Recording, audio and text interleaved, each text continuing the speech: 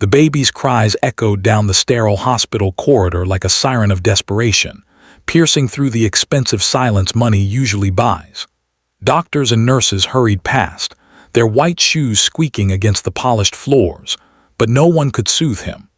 The tiny heir of one of the wealthiest men in the city wailed as though his heart was breaking, his cries refusing to be silenced by formula, lullabies, or the most advanced medical equipment money could afford. His father, the formidable millionaire Richard Langston, stood helplessly at the edge of the room, a man used to power, control, and solutions, yet undone by the sobs of his own child. The baby had been born prematurely, weaker than expected, and Richard had already called in the best pediatricians money could summon. Yet nothing worked. The baby's lungs were fine, his heart was beating strongly, but his tears were endless. Days passed, and Richard's sleepless eyes grew hollow. He refused to leave the hospital, dressing in the same navy suit, his tie loosened, his hair unkempt. The mighty man whose signature could move millions across global banks now stood powerless before the fragile life crying before him. Nurses whispered among themselves about the mysterious situation. Some said the child missed a mother's touch, though no mother was in the picture.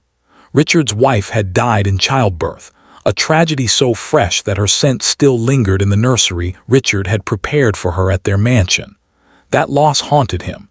He had gained a son, but lost the woman who had been the light of his life. Now, the thought of losing the child too was a nightmare he couldn't bear. Late one evening, when the hospital lights dimmed and the steady beep of monitors filled the room, a woman walked past the open door. She was tall, with deep brown skin and eyes that carried a wisdom honed by years of unseen battles. Her name was Angela. She wasn't a doctor nor a nurse, but a cleaner who worked night shifts in the hospital. She had been mopping the floor in silence when she paused, drawn by the baby's unrelenting cries. Angela leaned against the doorframe, her hand still gripping the mop handle. She watched as Richard cradled the baby awkwardly, his expensive watch glinting beneath the harsh hospital lights. His movements were mechanical, desperate, yet lacking the tenderness of someone who knew what the child needed. Richard noticed her gaze and stiffened. He was not a man used to being watched with pity. "What are you looking at?" His voice cracked, carrying the sharpness of someone at the edge of his strength. Angela didn't flinch. Her life had weathered harsher storms than the anger of a grieving millionaire. She stepped closer, her eyes on the baby, not the man. "Your son isn't crying because he's sick," she said quietly. Richard turned sharply toward her, his jaw tightening. "You don't know what you're talking about. The doctors." "The doctors have checked everything, haven't they?" she interrupted, her voice calm but steady. "His body is fine, but Bobbies don't just cry for food or medicine. Sometimes they cry for what money can't buy." Richard's face hardened. He wanted to dismiss her, to push her out of the room, but something about her voice made him pause. "And what exactly is that?" Angela's eyes softened as she looked at the trembling infant. "Love, comfort, a heartbeat he can trust." The words hit Richard like a blow. For the first time, he realized that his baby had never truly been held the way his late wife would have held him, against her chest, skin to skin, with warmth and assurance. Richard had been so consumed by grief, by fear of breaking this fragile little body, that he had only held him like one holds a priceless artifact, carefully but never fully. Angela took a step closer. "May I?" she asked gently, extending her arms. Richard hesitated. The thought of handing his son to a stranger seemed absurd. Yet, as if sensing something in her, the baby's cries softened just a little when her shadow fell across him. His father, desperate beyond pride, finally nodded. Angela laid the mop aside, washed her hands carefully at the sink, and then took the baby into her arms with a grace that surprised Richard. She cradled him against her chest, humming softly. The baby squirmed, his tiny fists balled tightly, but soon his sobs began to ease. She pressed her cheek to his head, her humming blending with the rhythmic beat of her heart. Slowly, miraculously, the baby stopped crying. The silence that followed felt like a miracle. Richard stared in disbelief, his mouth slightly open, his chest heaving. Angela glanced up at him and spoke words that turned him pale. "Your son doesn't just need a father who provides. He needs a father who loves, openly, vulnerably, without fear. Right now, he doesn't know his mother is gone. All he knows is he feels alone. And if you don't give him your heart, he'll grow up feeling that emptiness forever." Richard swallowed hard, his eyes burning. No one had dared speak to him like that since his wife died. He wanted to deny it to defend himself, but the truth in her words cut deeper than any insult ever could. He sat heavily in the chair beside her, watching the baby nestled in Angela's arms.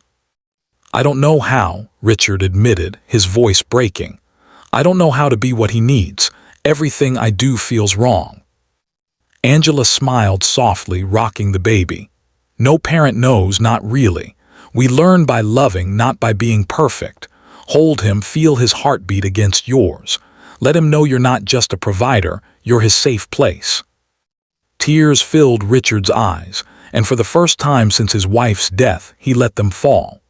Angela carefully transferred the sleeping baby into his arms, guiding him to place the child against his chest.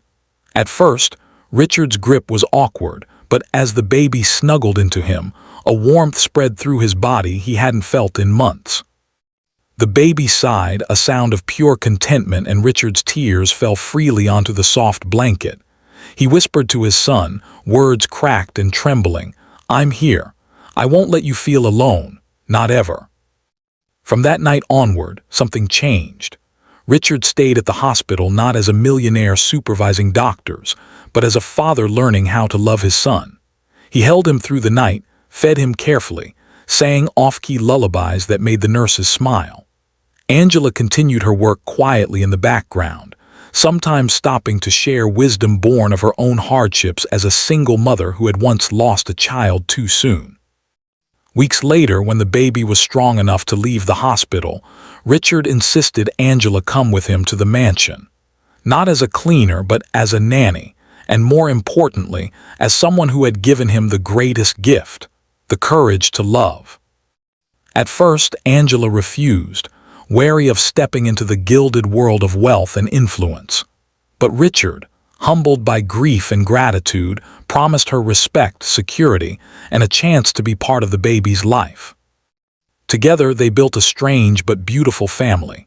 Richard, once cold and distant, grew into a father who played on the nursery floor, who sang before bedtime, who never let his son forget the warmth of human connection. Angela, with her quiet strength, became more than an employee. She was a guide, a second mother, and a constant reminder that love transcends status, race, and wealth. Years passed, and the boy grew healthy and joyful, never doubting for a moment that he was cherished. He would never remember the nights he cried endlessly in the hospital, but he would grow up with the echoes of his father's heartbeat against his ear, the comfort of Angela's wisdom, and the lesson that life's greatest miracles often come from the most unexpected people.